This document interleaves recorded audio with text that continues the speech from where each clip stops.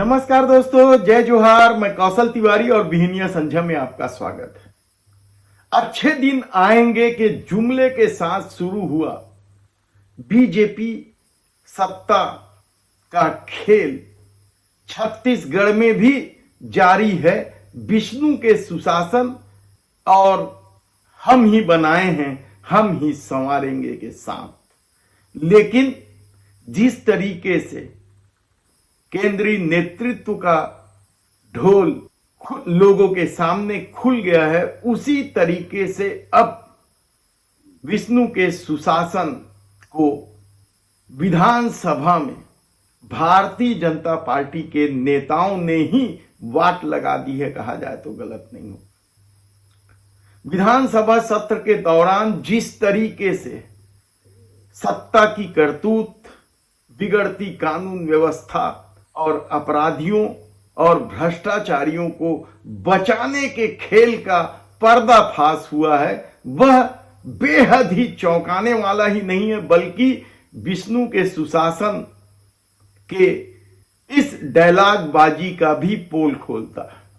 छत्तीसगढ़ में चल रहे विधानसभा सत्र बेहद ही हंगामेदार है।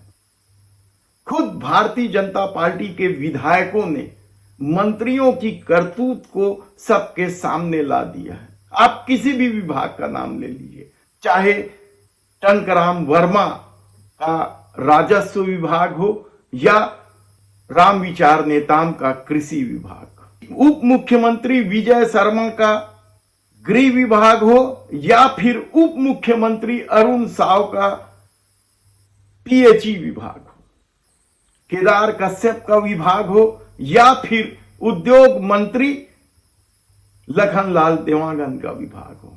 सारे ही विभागों में जिस तरीके से खेल चल रहा है, उसकी परतें जिस तरीके से विधानसभा में खुलने लगी है, वह बेहद ही चौंकाने वाला इसलिए है क्योंकि सत्ता के पास इनका जवाब भी नहीं है और विधानसभा अध्यक्ष डॉक्टर रमन सिंह को कई बार यह कहना पड़ता है कि तैयारी करके आइए। इसका क्या मतलब है? सवाल सिर्फ उप मुख्यमंत्री द्वय अरुण साव और विजय शर्मा के विभागों का नहीं है। बिगड़ती कानून व्यवस्था और बढ़ते अपराध को लेकर जिस तरीके से सत्ता पक्ष के विधायकों ने ही गृह मंत्री को लपेटे में लिया है, उसके बाद क्या जब मंत्रिमंडल का विस्तार होगा तो नए सिरे से होगा? यह बात आप उप मुख्यमंत्री अरुण साव के विभागों को लेकर उठे सवालों पर भी कर सकते हैं। पिछले साल जल जीवन मिशन के मामले में जिन 6 इंजीनियरों को सस्पेंड किया गया था, अभी भी उप मुख्यमंत्री उन्हीं रागों को दोहराते रहते हैं, जबकि आप हैरान हो जाएंगे, जल जीवन मिशन देश के प्रधानमंत्री नरेंद्र मोदी के महत्वाकांक्षी योजनाओं में से एक है। गांव गांव में हर घर को पानी, लेकिन भ्रष्टाचार की भेंट चढ़ चुकी यह योजना छत्तीसगढ़ में तो कम से कम बदहाली के कगार पर है। आप कल्पना कर सकते हैं, 650 गांवों में 2, 4, 10, 20, 25, 50 नहीं, 650 गांवों में पानी की टंकी बना दी गई, जल स्रोतों का पता ही नहीं। यानी किस हद तक विभाग के इंजीनियर ठेकेदारों के साथ मिलकर खेल खेल रहे हैं सरकारी खजाने को लूटने का, और मंत्री अब भी कह रहे हैं कि कार्रवाई करेंगे। 653 गांव, आप सोच सकते हैं कि कितना बड़ा खेल हुआ होगा, कितने करोड़ों अरबों रुपए का बंदर बांट हुआ होगा। हालांकि मुख्यमंत्री अभी भी जल जीवन मिशन के बंटाधार को लेकर कांग्रेस पर ही बंदर बांट करने का आरोप लगाते नहीं थक रहे हैं, लेकिन सरकार बने 1 साल से ज्यादा हो गया। क्या इस पर रोक लग पाई है?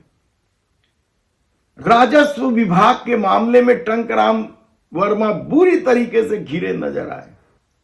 राजस्व विभाग के कर्मचारी डिजिटल को लेकर स्ट्राइक पर हैं। कामकाज रुका हुआ है, नामांतरण से लेकर कई तरह के जरूरी कामकाज के लिए लोगों को भटकना पड़ रहा है। लेकिन सत्ता विष्णु के सुशासन के नाम पर अपनी पीठ थपथपा रही है, तो उद्योगों के प्रदूषण को लेकर आम आदमी का बुरा हाल है, जीना मुश्किल हो रहा है, कई तरह की गंभीर बीमारियों से पीड़ित है। लेकिन प्रदूषण फैलाने वाले उद्योगों को यदि संरक्षण दिया जा रहा है और उन्हें छूट अलग दी जा रही है, तो फिर उद्योग मंत्री लखनलाल देवांगन का जवाब क्या हो सकता था, आप आसानी से समझ सकते हैं। कृषि विभाग की तो अपनी कहानी है, कहने को तो राम विचार नेताम कृषि मंत्री है, लेकिन चर्चा तो इस बात की है कि कोई राजेश अग्रवाल ऐश्वर्या में बैठकर पूरा विभाग संचालित कर रहे हैं, ठेकेदार वही तय करते हैं, सप्लायर वही तय करते हैं। ऐसे में विष्णु के सुशासन को लेकर जो कहानियां गढ़ी जा रही है, वह विधानसभा में तो कम से कम सत्ता पक्ष के लोगों ने ही पोल खोल दिया है। ऐसे में सबसे बड़ा सवाल तो यही है कि क्या सिर्फ जुमलेबाजी करके सरकार चलाई जा सकती है? क्या सिर्फ भ्रष्टाचारियों को उल्टा लटकाकर सीधा कर देने के दावे से तालियां बटोरी जा सकती है? कहा जा रहा है कि छत्तीसगढ़ में शायद ही कोई ऐसा विभाग हो जिनके कारनामे चर्चा में ना हो। केदार कश्यप का तो एक और मामला है सहकारी बैंक को लेकर, कि किस तरीके से सहकारी बैंक में केदार कश्यप के खास ओएसडी जैसे पदों पर रहने वाले लोग दो पदों पर बैठे। हम इसकी पूरी कहानी आपको फिर कभी विस्तार से बताएंगे, हमारी टीम लगी हुई है। लेकिन जिस तरीके का खेल चल रहा है छत्तीसगढ़ में, वह आने वाले दिनों में छत्तीसगढ़ की उन्नति में या विकसित होने में किस तरह से बाधा बनी हुई है, यह आप आसानी से समझ सकते हैं। तब सवाल यह है कि जो देश के प्रधानमंत्री नरेंद्र मोदी ने चुनाव के दौरान अपनी गारंटी दी थी, उसमें से महतारी वंदन योजना और किसानों की धान की उपज 3100 रुपए प्रति क्विंटल में खरीदने के दावे तो थे या वादे थे, वही पूरे हुए हैं।